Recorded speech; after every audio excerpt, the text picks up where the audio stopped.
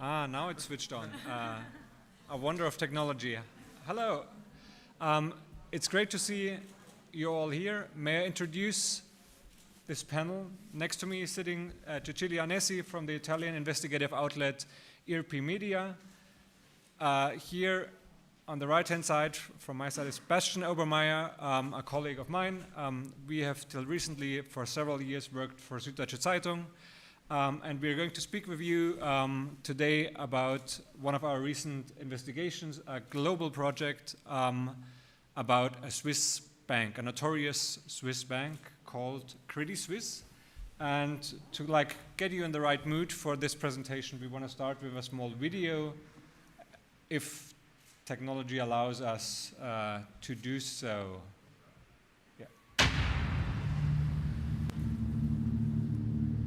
When you do investigative journalism, you don't do for money, you don't do for recognition. What you do is because you think that you can change the world for the better. Two of the biggest banks at the center of the Panama Papers revelations have denied claims they were actively using offshore accounts to help clients cheat on their taxes. Süddeutsche Zeitung received a leak of tables of accounts at the Swiss bank Credit Suisse. The secretive world of Swiss banking has been rocked by a scandal. We are actually very satisfied with the compliance and risk procedures. We are going for one of the first and I think most important investigations up to date into the banking system. The data that supports this project comes from a place where secrecy is king. Credit Suisse has a history of being involved in many scandals. What we've uncovered is huge sums of money that is being brought into Switzerland, and a lot of it has been completely private for many years. We've done all this work, and now we're coming together to really think about, what are the stories that are going to come out of all of this research? There's so many stories in there, hidden in there, that have public interest, and stories that are not only related to Europe, but to other countries, to countries in Latin America, in Africa. There are massive risks to the reporters and the partners working on this project.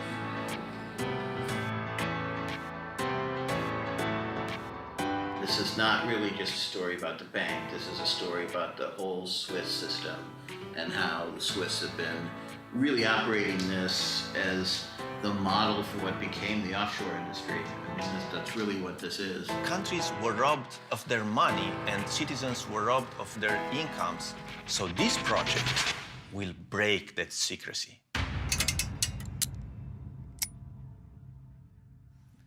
So, as you could already see in this trailer, this was a joint project of Süddeutsche Zeitung and OCCRP. And it started with a leak. After Panama Papers and Paradise Papers, another leak ended up with Süddeutsche Zeitung.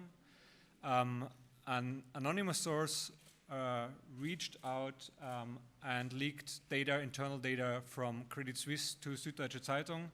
And it came with an explanation. We still do not know who the source is. Maybe he or she could even sit in this room and we wouldn't know. But the source told us and explained to us why he or she did what she did. And the explanation was, I believe that Swiss banking secrecy laws are immoral. The pretext of protecting financial privacy is merely a fig leaf covering the shameful role of Swiss banks as collaborators of tax evaders. This situation enables corruption and starves developing countries of much needed tax revenue. These countries are the ones that therefore suffer most from Switzerland's reverse Robin Hood stunt. If we speak about Swiss banks, this is one of the last miracles in investigative journalism. Whenever we did, with our colleagues from ICIJ, from OCCRP, or from IRPI, financial investigations, and when we did investigate financial crime, you could bet that there's always at least one Swiss bank or a Swiss bank account somewhere involved in the money trail. But so far, there hasn't been a big leak over Swiss bank. There was the Swiss leaks, a revelation of ICIJ several years ago, but that was about HSBC and the Geneva branch. And the Swiss always claimed like, hey, that's not a Swiss bank, it's HSBC, so this is not our problem. And we always looked for this holy grail. There are other holy grails out there. I also wish for secretive data from the BVI and Cyprus still. So this is, if somebody has something, here we are. But when we first scrolled through this data, we pretty soon realized that this is something big, because Credit Suisse is not some Swiss bank, it's one of the Swiss bank. Only UBS is a bigger Swiss bank. So Credit Suisse stands for the Swiss banking secrecy. And it stands for a bank that is involved in scandals already for decades.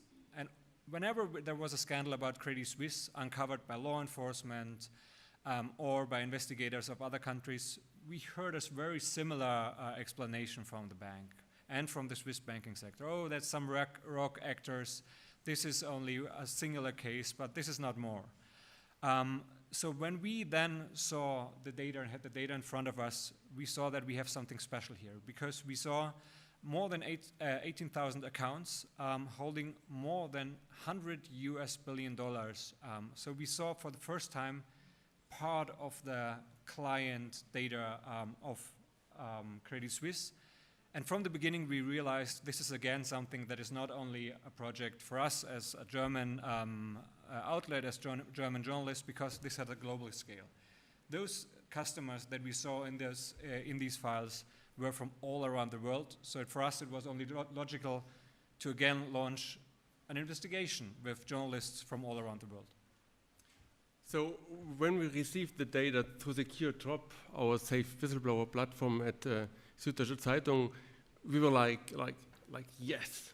And then we spoke to our lawyers, and then we thought maybe okay, yes, because we had a very complicated situation, because some very prominent lawyers in Switzerland, the way they look at the situation is that we were not allowed to publish any Swiss banking data. We were not allowed to investigate any Swiss banking data. We are not allowed to share any Swiss banking data. We were not even allowed to look at Swiss banking data. So the very person who received the data at Süddeutsche, he or she would have had to just throw it away once the person realized it's Swiss banking data. And well, we did not do this. We set up a huge collaboration with IRPI, which was for the lawyers kind of problematic. That's what I meant with a hard start that we had. But in the end, we had a fantastic collaboration organized by Antonio Baquero on the side of OCCRP, who did a great job. And we had more than 160 colleagues in from 48 outlets in 39 countries. And most important, of course, our Italian partner from IRPI, who is sitting next to us. The findings, so we are convinced that we were allowed to publish our stories, of course, because it's of huge public interest. And that's not so much as Swiss law or a certain interpretation of Swiss law. We think what's more important is public interest. And we found spies, we found criminals, torturers, politicians, head of states, government. We found especially people like strongmen, like the Algerian dictator Bouteflika, or the sons of the Egyptian dictator. And so with guys like this, I think the public really has the right to know what's going on inside this Swiss bank. And the banking data is not from decades ago, you know. 2/3 of the accounts were opened after 2000. So that's not so long ago. It's not like the bank wants to make it sound like ancient history, but it's quite young data if you look in terms of banking history. And the most interesting countries that we saw are heavily corrupt countries like Egypt, like Venezuela, like Ukraine. And that also helped us do the stories, because we saw there's a public interest in even looking at those countries and looking at who of those people hold accounts in Switzerland. From a German perspective, we were so happy that we had a wonderful case of a former Siemens guy who had bank accounts worth more than 80 million Swiss franc. And he used to be the head of Siemens Nigeria. his nickname was the King of Nigeria. And that was because he was just throwing around his money there. But he was not only throwing around with money, as we believe, or as the data seem to show, but also just pocketing some of the money. And because no one can explain how this guy, who got a proper salary, but nothing, to gain 50 million, more than 50 million was only in one bank account in 2006. And so when in the end of 2006, the huge Siemens scandal broke, where it became public that they bribed, the whole world, he had a bank account with 50 million on it. And that's kind of difficult to explain.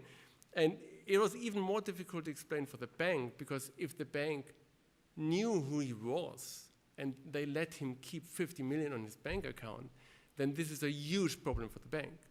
And if they didn't know who he was, this also is a huge problem for the bank, because then their compliance is worth nothing. If they don't know that guy who worked for Siemens like more than 20 years, then why even have a compliance? So that was a really fantastic story for us in Germany, and a huge problem for Credit Suisse, and we'll have that later with the fallout. The German investigators are now looking at this case again, because they say, he has already been sentenced to 1 year on probation for his role in the Siemens affair in 2006, but back then they couldn't prove that he stole money for himself. They only could prove that he was bribing officials, in Nigeria and elsewhere, but that was kind of normal at Siemens, so everyone did that. And like everyone at Siemens said that Seidel was pocketing money and stealing himself, but no one could prove it. And we've got 6 bank accounts worth more than 80 million. So in Germany, we had no problem with public interest, because this was clearly there, and the German investigators have reopened the case, and we are really thrilled to see what's happening. So we changed to the Italian findings. Okay.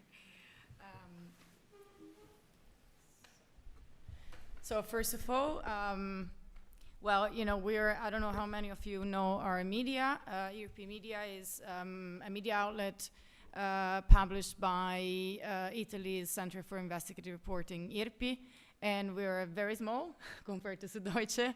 And obviously it's been a great honor being part of this project. We also brought in a national newspaper that is La Stampa, and we worked together with Gianluca Paolucci, who's a La Stampa reporter, very expert in finance and corruption, and who had already worked a lot on the banking industry, especially, and also about Switzerland. And so when we started looking at the data, that was telling stories about Italians, it was a bit different compared to a lot of other investigations where the names were more like famous. If you think about it, Panama Papers and other investigations, they're like the big names, the football players. And here we were looking at something very different, but I think very interesting, because what we were seeing, it was a pattern. So the first thing is, well, the names were many, but half the names, more or less, half of it, yes, they were not Italians.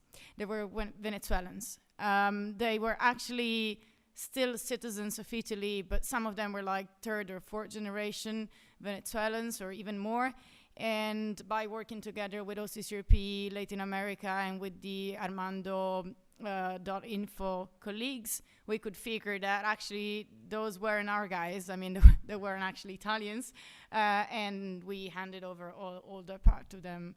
And of course, then it came out a lot of really big corruption stories, because the majority of these people were linked to PDVSA, like the oil company of Venezuela, and other, let's say, kleptocratic actions that were done in Venezuela, and that had a lot of money passing through Credit Suisse in the years. But the other half, they were Italians, so actual citizens of Italy, but none of them were domiciled in Italy. All of them were domiciled abroad. So initially we're wondering, is this a measure to do more tax evasion, or what is that? And we figured that actually the majority of these people are Italians who live abroad and who operate abroad. And we had a lot of them whom we're still working on in Africa, a lot of them linked to the energy sector, to oil and gas and mining. And then we had only one case of an Italian who was also Venezuelan, but only for tax reasons, who is Marello, who was a very, let's say, a very old case, actually very well known by the Guardia di Finanza, like the financial police of Italy. So we did not work a lot on him in this project because he was already, I mean, his case was pretty known. But what was interesting is that some of his bank accounts were clearly still active after the investigation. So again, it's like the Siemens case. What we were seeing is that this bank had allowed for criminals or for tax evaders to keep their money there. Again, in terms of the Venezuelans, some of them, it was funny because we knew about them, like they were, let's say, our clients already, because we had met them when we worked in Open Lux, which is another investigation that we worked together on. And for example, two of them owned a castle in Tuscany, and we had tied them previously in a previous investigation to a gold mine in Sardinia that is like the largest environmental disaster of Sardinia. So just to say, like, we were looking at some names and people that we already knew from previous investigations. We were looking at the Vatican, and again, this is a scandal that was already known, that was already investigated, but what Credit Suisse, like Suisse Secrets investigation could do, it was lifting the veil of secrecy and figuring out some more information that was missing to the case. So for example, one of the brokers involved explained to us that when he invested the money of the Vatican Credit Suisse account that is directly owned by the Segreteria di Stato, but he had the Bishop Becciu's power of attorney signature on. He didn't know that money was Vatican, and actually only got in touch directly to Credit Suisse. And this is something that, I mean, today we don't have a lot of time to get into, but some of our colleagues from most IRPI Africa, I would really invite you to read that part, because it's what is really striking is that up to today, some Credit Suisse relationship managers and banking managers are still super keen to basically do financial operations to hide the ownership of assets, and this is what happened to a reporter who went undercover in this regard. You know, this reporter was explaining she needed to move some money and hide the ownership of assets, and they were proposed very efficient ways. So although what we would call like the actual encrypted accounts don't exist as such anymore, there are still a lot of other ways in which the bank is super happy to provide solutions. So again, the Vatican case shows that as well, that in the bank in the first person was acting for the Segreteria di Stato investments. Okay, so then we decided to work onto a very complex story because, again, it was what you would call a cold case. We were looking at accounts owned by a real estate entrepreneur who had been previously investigated years before by the anti-mafia of Calabria, 2 different anti-mafia prosecution offices, for alleged mafia ties and for allegedly having helped the clans laundering money in real estate projects. Problem was, this person had been acquitted. So, you know, we were looking at this data and it was very frustrating. Like, what do we do with it? Is there a story or not? And to cut it very short, what we came up with is that actually, yes, there was still a story.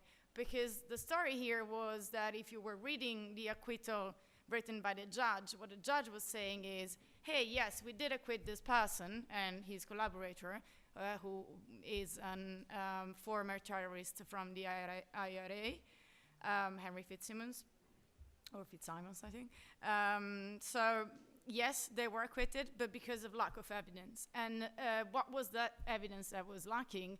It was that when firstly in 2009, the Anti-Mafia Prosecution Office of Reggio Calabria asked the Swiss authorities to do a search, like a wide search in Switzerland for the accounts owned by these two people, or held by these two people, or where these two people had, power of attorney or signature. The Swiss authorities said, oh no, we're really sorry, we cannot do this search because this would be a wide search and our law doesn't allow for that because of privacy. So unless you know exactly in which bank and the account number, we cannot help you. Well, as you can imagine, the Anti-Mafia Prosecution of Reggio Calabria had no idea about the account numbers. If they had, they wouldn't have needed the help of the Swiss. And these people were very openly talking about bank accounts that were held in Switzerland. They were mentioning some banks, but not all. So it was very, very hard to imagine exactly where they were holding the money. And what happened is that at one point, I think it was March 2009, there was a small change in the law, in the Swiss law, in terms of secrecy. So when the news broke about this, these people were super worried and they were tapped into like, okay, Swiss is going to become, well, I don't know if I can say it, but this is what I say, it's going to become a shitty country because of that. And they were really worried. So obviously the prosecutor said this is a great occasion to follow the money and see if anything bad is happening. But again, Swiss authorities could not collaborate. Then years later, the second anti-mafia prosecution asked for help. And only years later, in 2014, once the whole prosecution basically was over and the trial had started, the Swiss authorities said, hey, actually there are some bank accounts. And they communicated 5 bank accounts tied to Antonio Velardo. Problem was, these bank accounts were not, basically it was too late, and I'll explain you in a second why. But the reason why they were looking into these bank accounts and the Italians wanted to know, having the opportunity of looking the money flow while that money flow was happening, it's because these people were involved in one of the most massive real estate projects ever in Calabria that is called Jewel of the Sea. You might have heard of that. And basically, well, the Jewel of the Sea ended up seized because the constructor was then sentenced for mafia. But what we figured, and this is like what we discovered, is like we went to track who are the only owners in the end of this whole giant Jewel of the Sea monster construction. More than 450 flats were sold by Antonio Velardo and Harry Fitzsimons, but only 33 people got the keys before the seizure came in. And this treated, well, of course, they basically get flats instead of a luxury estate, they got it in like almost like dismantled building.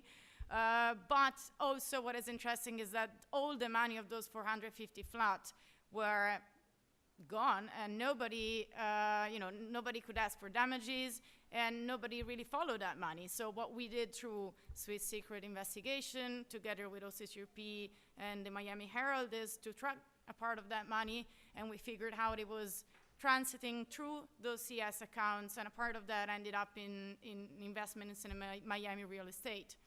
So again, this is something that we did years later, like a cold case, and I think nothing can be done now. The money's gone. But what this story teaches us is that if Swiss authorities kind of change their approach and collaborate with the prosecutions when the things happen, of course the money can be followed. But if not, and this story proves it, when it's too late, then there is no way of tracking the money, of prosecuting and condemning people. And of course, this is just a story about money and real estate, but there could be much more transiting through the Credit Suisse bank accounts. And as Bastian was saying, a lot of kleptocrats a lot of governors of African countries or like Latin American countries where people actually, I mean, here we're talking about, you know, sort of British, Irish people losing maybe the money of their life that I invested for a flat in Calabria, and it's unfortunate and horrible. But at a different scale, what we've seen is really countries like developing countries being stripped of their money, and a lot of that ended up in Swiss banks. And of course, as Fred was saying, we're sure it's not only Credit Suisse, we just don't know about it. So again, then maybe you'll read the investigation because we don't have a lot of time, but we kept following the money, and these people keep doing the same kind of deals over and over again. So unfortunately, the pattern seems to not have changed. And I think that's it. Yeah, so we're not having a moderator, so if you have any questions, you can go on Twitter, and if you can write down or your we account. Can, or maybe they can stand up and say the question, we just repeat and them. shout, yeah. It's complicated because we're not allowed to hand over microphones because of COVID, so, but we're gonna get it. Okay, so, so as we speak about all this, if you speak to people from Switzerland, they're gonna tell you, we don't know what you're talking about. Switzerland is another country. Since then, we have changed so much. Why don't you take this in account? Well, we did take this in account, of course. And we all know Switzerland from many investigations that we did in the last 10 years.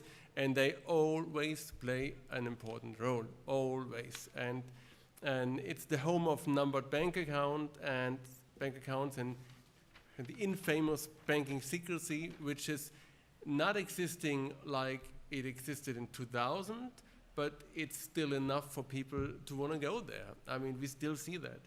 And it did change a lot in Switzerland since the 90s, but it's still a safe haven for dirty money. We see that all around, and we also see, I mean, that some of the data reaches like in the last years, and for example, the case of Eduard Seidel from Siemens, with his 50 million, he still was a customer at least in summer of 2016, which is like 6 years after the Swiss said they changed everything, like everything. And he was still a customer there, although he was sentenced for bribing people for Siemens, and he had those many, many millions. So there's no way to explain that. And it still was, Switzerland still had ranked 3 in the last financial secrecy index, and is still, the business model is still very much alive. And I just want to add something that I forgot before, because we called Eduard Seidel from the Siemens case, and we asked him about this. And he only said, I don't have a Swiss bank account. And then we got into conversation via email with his lawyers, and the only credible thing his lawyer said was, it was long ago. So there was no explanation whatsoever, like he did business on the side, he won in the lottery, he's got a rich uncle, whatever, could explain 50 million. They just said, it's long ago. Let's not speak about this anymore, please.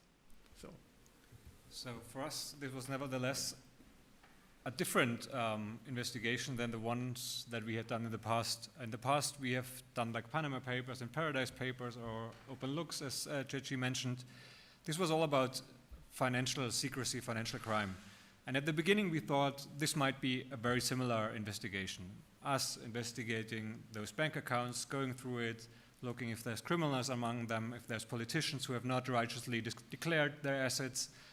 But pretty soon we realized that there's another obstacle for this investigation, because in such an investigation it would be a normal step to involve Swiss journalists, because those are the ones with the local knowledge. That's always the journalist in global collaborations that you want to have on board. Like in Panama Papers, when we investigated the Icelandic Prime Minister, we needed an Icelandic partner, and in the end we had an Icelandic partner, Johannes Kristjansson. But in this investigation, there would have been a logical partner in Switzerland. That's Tamedia Group. That's the media group that is publishing, among others, the Tagesanzeiger. And we have worked with them on many, many investigations. I mean, I think we started with them in 2013 with our first investigation. And 2012.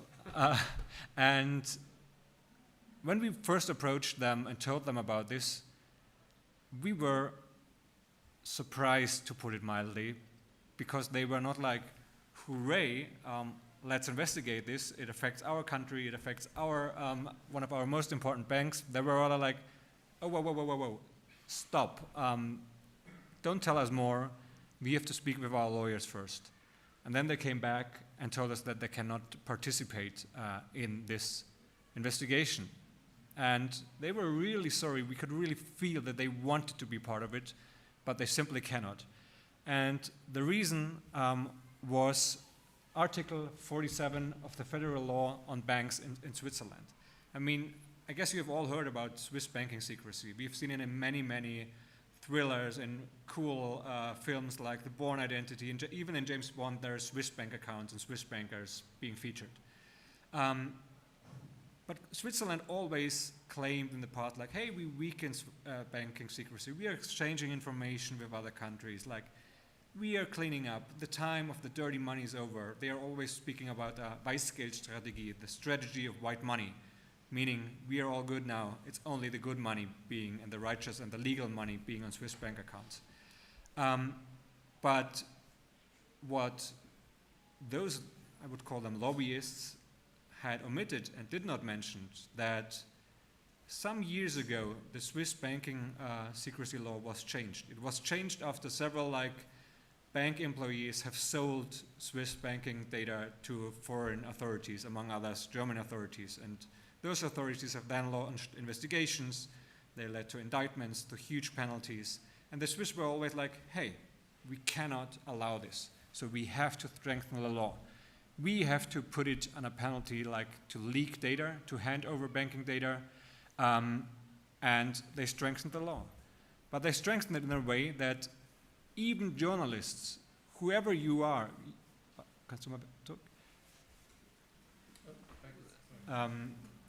even journalists could not take data and hand it over to other journalists, as we would have logically done when working with the Swiss. But even us, I couldn't have, according to Swiss law, we have experts who claim that even when I would have given this data to Bastian, this could be used against us. So this is a very absurd situation, because let's recall, Switzerland is one of the oldest democracies on this planet, and press freedom is one of the pillars of democracy. But still we had a law here that prevented journalists to basically investigate, to even look into the data, let's not speak about publishing it, only looking into the data if there is hints for crime in there. So this was for us a real shock, because we were not aware, and even then when we spoke with experts, when we spoke with professors, we realized why we always thought that Swiss reporting on financial crime is a little bit weird, because we thought, well, it's the Swiss. They call us weird because we are from Bavaria. We thought that they are weird. Each country has its different kind of reporting, because they always lacked those details. They were always super detailed when it came to the shell company in Panama, even it's called this and that, it was founded on that and that, it was a sunny Monday, but he couldn't see the details in regards to Swiss bank accounts. And now we understood, because Swiss media is trying to not use those facts, because it could already be used against them if they have internal data that falls under the banking secrecy. And if we speak about banking secrecy here, banking secrecy always also would affect you if, for example, a bank official would tell you Ceci is not having a Credit Suisse bank account or a UBS bank account. That would be a breach of banking secrecy, telling that she has not a bank account. That already gives you an idea of how strict this law is. So we had to deal with this absurd situation that we investigated a Swiss bank, we worked with Swiss banking information, we had a global team of journalists sifting through this data, but we were not able to involve Swiss journalists. So pretty soon as we realized this absurd situation, for us it was clear that we have to focus on this part as well. This is not only a story about financial secrecy, but it's also about a threat of press freedom in our neighboring country.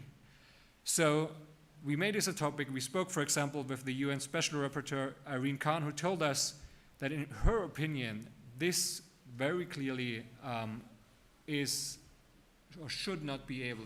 Then when we spoke more with her, she even told us that she's now investigating Switzerland for Article 47. And when we brought this story out, we saw a very nice cartoon that the partners that could not have been partners are like the partners of the past, the ones that have worked on the Panama Papers with us, on the Paradise Papers, then instead of publishing the stories that we worked on, they published this cartoon. And this caused a huge debate in Switzerland. Even those parties that had in the past been very strict, and we have them on tape, like some from the Liberal Party, telling the public journalists should not work with internal banking data. This is not something that journalists should do. Even the exact same politician now is well, maybe we could rescale and adjust this law. Maybe we went a little bit too far. So that's basically one of the impacts that we are now having. There is a debate in Switzerland about changing Article 47. In May 5th, there will be a next parliamentarian hearing about this article. And I think that is, apart from the financial side of this investigation, that is the side that, in my opinion, was the biggest impact, that we could shine more light on something that is completely wrong, in my personal opinion, that shouldn't be, because especially in a democratic state as Switzerland. One more thing I would like to add is when we speak about the role of Switzerland and that they have the the white money strategy now is sorry. Many experts say the strategy is actually a zebra strategy, which is meaning white and black stripes, because the white money they take from the Western countries, and it's fine, and nothing to see here, everything fine, because they have the data exchange with many Western countries. But they don't have the exchange with a lot of countries from the third world and from highly corrupt countries. And there, they still take the black money because nothing can happen there. There's no data exchange. This is still safe there. And that's something that we heard a lot, and I think it's really, really important to understand Switzerland is that, yes, they do have countries.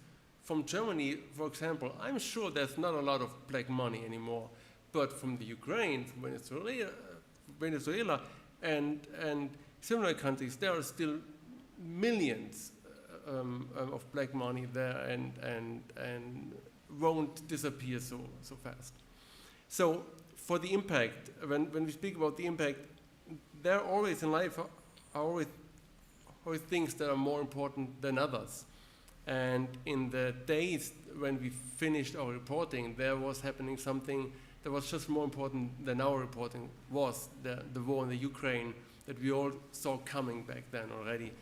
And we thought a lot and we met a lot, digitally of course, and should we still publish? But when we published on February the 20th, I think, there was no invasion yet, and no one knew would Putin really go as far or would he not. So we published, and we got lucky in the sense that we had at least 2 or 3 days until they started going into the Ukraine, and that helped us to make, at least in Switzerland, a huge impact, the one that you just spoke about, that this law is probably going to change. But we also had other impact because we had 2 days. Maybe you want to explain the Credit Suisse statement, what they told us? Well, in general, Credit Suisse put out a statement that, I'm paraphrasing here, that basically everything we could see here is old stuff, that many of those accounts are still closed. But they omitted the fact that 2/3 of those accounts have been opened after 2000. They omitted the fact that many, or at least some of those accounts have still been open while we published it's like we checked several days before publications some accounts that they were still open. Some of the account holders even confirmed to us that those accounts are still open. And I think that is crucial when we speak about like PR, counter strategies, about investigative reporting. What Credit Suisse is also not liking to go into detail is that there's currently a US Senate Finance investigation into Credit Suisse.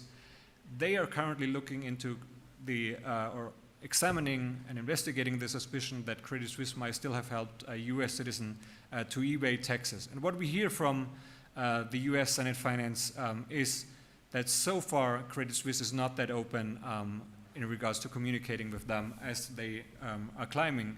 And I think that is important because Credit Suisse is currently under fire, because Credit Suisse itself is currently indicted in Switzerland itself. It's the first time such a major bank is indicted. They are indicted under the suspicion of having helped a Bulgarian drug ring to launder money. And when we speak about what Putin, the war in Ukraine, I think it's always also necessary to speak about one very, very special case.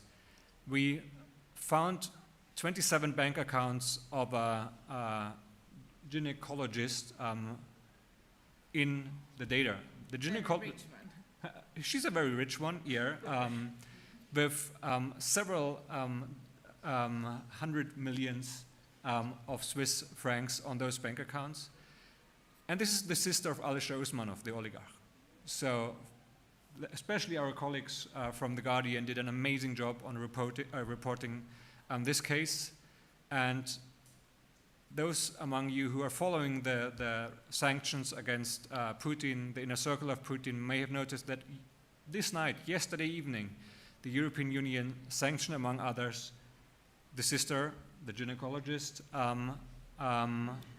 and they quoted even the Swiss Secrets investigation, because they even mentioned exactly those 27 bank accounts that we have found in their official explanation why they sanctioned her. And due to the war, the Swiss Secrets investigation basically faded over in exactly the next investigation. That's the Russian asset tracker that the Organized Crime and Corruption reporting project IRPI is leading, and where some of this data also fed into. It's about tracking down the assets of Putin's inner circle, of the Russian state, of those enabling this war in Ukraine. And Ceci might explain a little bit more about how, especially here in Italy, certain individuals reacted when it came to our Can we open revelation. Sure, yeah. Okay, so let's see if we can, it was here somewhere. Do you remember, like, do we have to open from 0? Maybe it's bigger. It should be in there. Yeah. I think it was like this, right? Com, not org. Okay. Org. Not having. He's a criminal. It's not an organization. So yeah, very briefly, and then I don't know if you wanna then ask some questions, like we maybe keep 2 or 3 minutes for the questions. This is my Twitter, or you can stand and ask. So I mean, very briefly, again, as said, I don't think that compared to the Siemens investigation, I don't think that in Italy any investigation will be officially reopened. But it was interesting how, well, you know, I described this story a little bit, maybe like too much of an Italian story, but actually it was very international because we went digging in Florida, Latin America, so on and so forth. Le Monde participated because there was also some French link. And then Spanish partner republished in Spanish.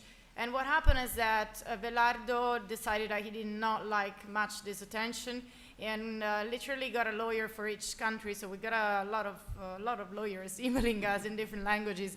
And then he made this website where using the Suisse Secrets, well, I mean, graphics, he wants to tell his truth.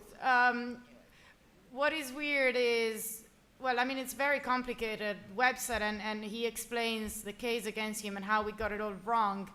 On our website, IRPI Media, we replied to his PR. He wanted to integrate a statement, and we did publish his statement, but we also answered to one of 2 points.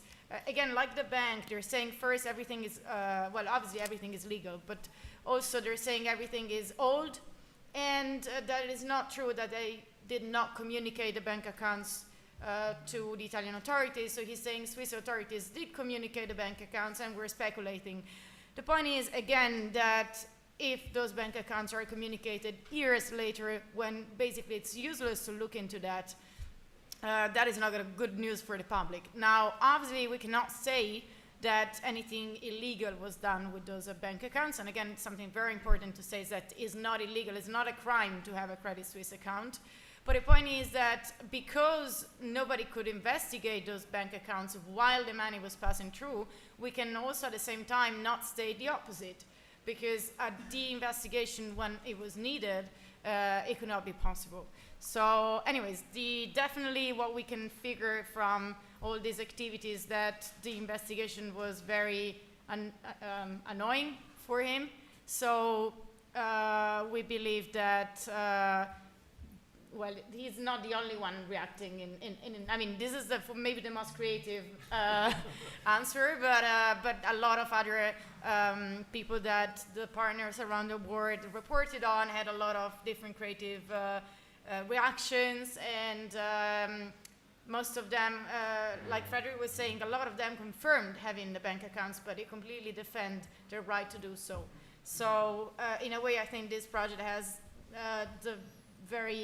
had the task, and in the end, I think it was really quite a success in terms of really lifting the veil of secrecy and then telling for the first time who had the money there and why it was problematic. Because one last piece of information is it's actually very expensive to have accounts there.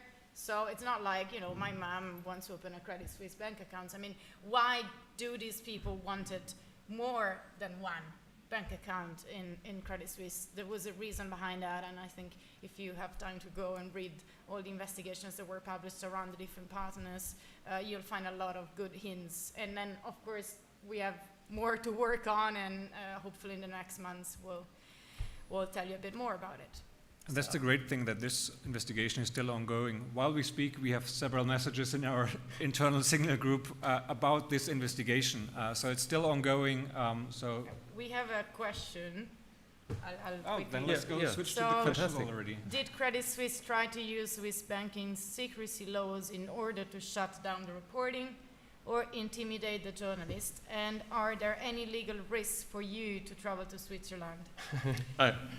I wouldn't go then, because we just don't know what they're doing. So we don't know if there's any secret court case ongoing against us. We decided that for Süddeutsche Zeitung, where we worked at that time, right after the confrontation, when we explained the bank that we were working on this, no one was allowed to go to Switzerland anymore for now, because we did not want to risk that any of our colleagues got arrested or in a bad situation somehow. So we stopped traveling. The bank had announced that they would sue us, kind of announced, but in the end they didn't. And they have just recently made public that they have launched a forensic investigation with specialist external support to determine whether we have an insider leaking information. In other words, the hunt for the whistleblower is ongoing, and that is the frightening part of it, and that's why we really wish for the best for the whistleblower, because I think we as public owe a lot to this person who made it possible to, for the first time, really lift the veil of secrecy when it comes to Swiss banking secrecy. Yeah, and I think that in a way, for the first part of the question, whether the bank used the Swiss bank secrecy law, well, they tried, because when the first bunch of questions was sent to the bank, they had tried to, the way they replied, I think they were trying to sort of remind us that. They even intimidated one of our OCCRP colleagues, Antonio, by threatening to sue him in Spain, where the law is similarly problematic. I don't really get the details anymore, but it was like the letter that only he received was like, you know that you in Spain have a certain risk and we're willing to go after you. And it didn't work. We published. He said they can go. I can't not go down that road. It's He not. said Swiss jails are very nice. Yeah, he he's said. not worried because they're comfy. Yeah, right. No, kidding. But yeah, I mean, they were quite intimidating in the kind of language that they choose and the way they replied. And we had to take it really seriously, because not only could people, get arrested, but also they can still, and they could have sued us and tried to get damages from us, to get money, millions from us, because we've somehow ruined their name, which is kind of hard because their name is already in the dirt, but they could still try and argue. So we were really, really careful, and until now everything's fine for us. Is there any other question? Yeah, there's one question. How did you check the authenticity of your data? That was basically a long process that took us long, I would even say too long, because at the beginning we basically compared the information that we saw in the data, for example, with court documents. There were some court documents that were out in the public, so we checked the account numbers, the account holders, the day when it was opened, sometimes the day when it was closed. We then compared it with data that we had in other leaks. I mean, the mentioned Panama Papers, you find lots of information about Credit Suisse bank accounts in there. And then we also cold called people. We did so very carefully. That was people where we already knew that we would not report about them because they were not in the public interest. So Bastian took a lead on that approach, on calling them, explaining to them, like, we have some information that we would like to check. We will not report upon your case, but we want to confirm what we have in there, like checking when was it opened, did you at that point in time really have that amount of money on your account? Is it correct that it's not only you having power of attorney, but also, let's say, your wife, your daughter, and it all ticked the boxes. And when we then, of course, that was before we approached the individuals that we were planning to reporting upon, but when we did so, then they also came back, and many of them confirmed that they really had a bank account with exactly that amount. Some of them then complained like, oh, why could this data leak out, that they want to complain about Credit Suisse. Some of them told us like, oh, yeah, you're right, but you shouldn't worry, it's a frozen account. Authority already have frozen it. So it was bit and bit after bit like confirming the data that we had in there. But of course, this was a long process. As working with an anonymous whistleblower, you have to be even more cautious than we are always, because you don't have like this way of like confirming or double checking even who it is who gave us the data. So yeah, maybe we can add that compared to other leaks or other kind of information that we had been working with, I guess all of us. In this case, the information was very little. I mean, the information for each person that we were then investigating. So the majority of the work was then had to be done elsewhere. I mean, this was just kind of a tip, right? I mean, tipping you off on a name, like, and again, a lot of names, maybe they're okay people, because for some reasons, to be fair, we did find some Italians that looked okay, like maybe they were, living abroad for a lot of years, and maybe in that country it was a complex situation, and they went for like, one of the most reliable banks or something like that. So yeah, we did take off some names like from the list, like saying, okay, maybe this guy is actually a good guy. I mean, there's among the many names, there were also this kind of people. But yeah, all the investigative work had to be done starting from, if you could tell, I mean, if there were millions or not. I mean, that was a good tip because some people had like 20,000 euros, okay, not that much. But when you start seeing a lot of accounts and a lot of millions, like in the case of Usmano's sister, then, you know, and then you see, well, she's a gynecologist, she might be very successful, but that amount of money, I mean, how many hours she works per day, you know? So this kind of things obviously would tip you off. But then you had to find the evidence that there was some wrongdoing somewhere else. So the core records, other sources, other leaks, and a lot of field work too. Yeah. So.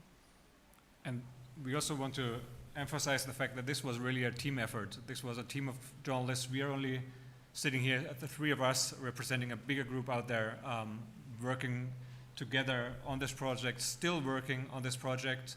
And this is only possible because there are organizations like ICIJ, or in this case OCCRP, helping to organize those projects. So if you can spare some money, consider a donation to them. So this is the advertisement part, but I really believe that we need such investigations. These are investigations that are bigger than one outlet. They are by far bigger than one outlet in those times could even deal with.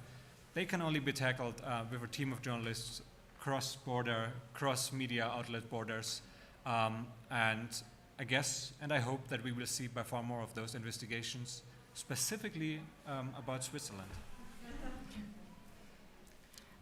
Okay, so I think we have 1 minute if there is one question, but no, 5 minutes, okay, yeah, okay, so more now. So if there are more questions. No, we can play moderators and ask ourselves Yeah. questions.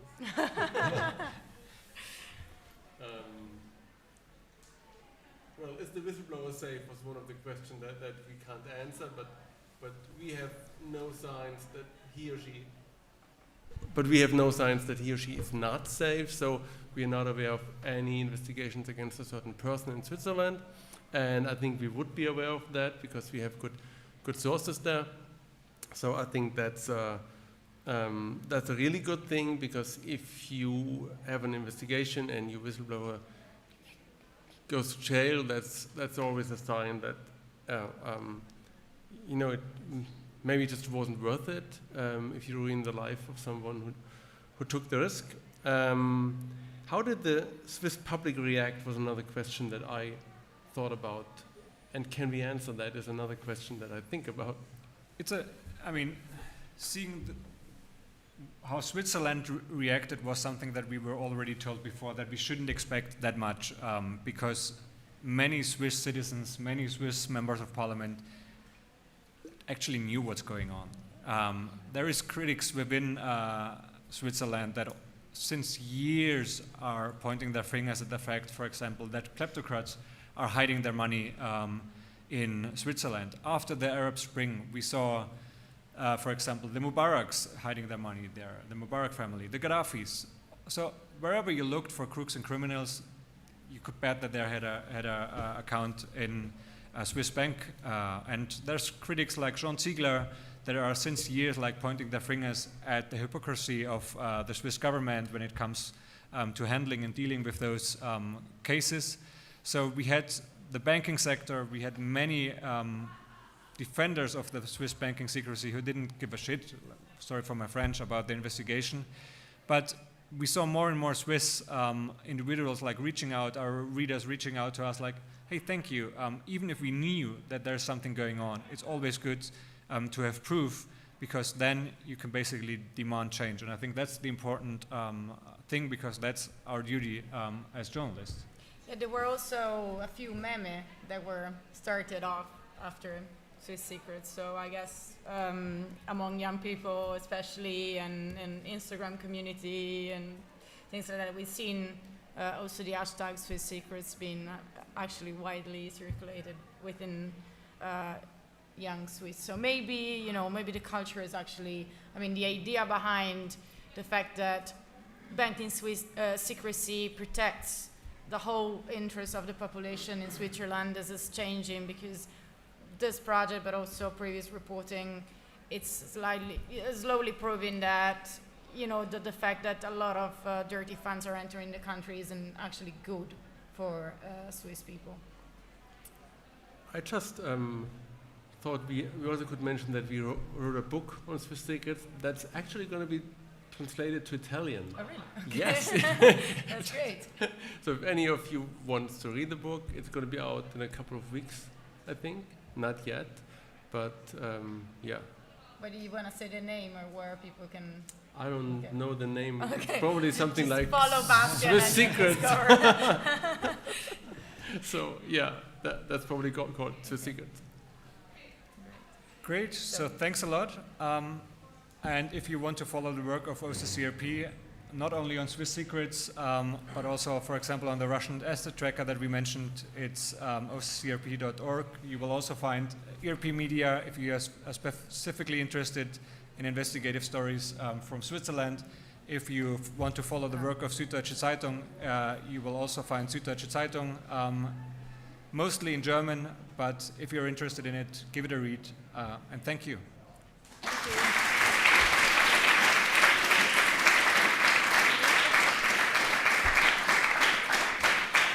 And you can write us tips on those email addresses if you want to let us know something. Yeah, or if you want to send a few data. Yeah, thank you. No, we're kidding. Actually, tomorrow we're going to explain in a session how to use a whistleblowing platform. Don't send the data here.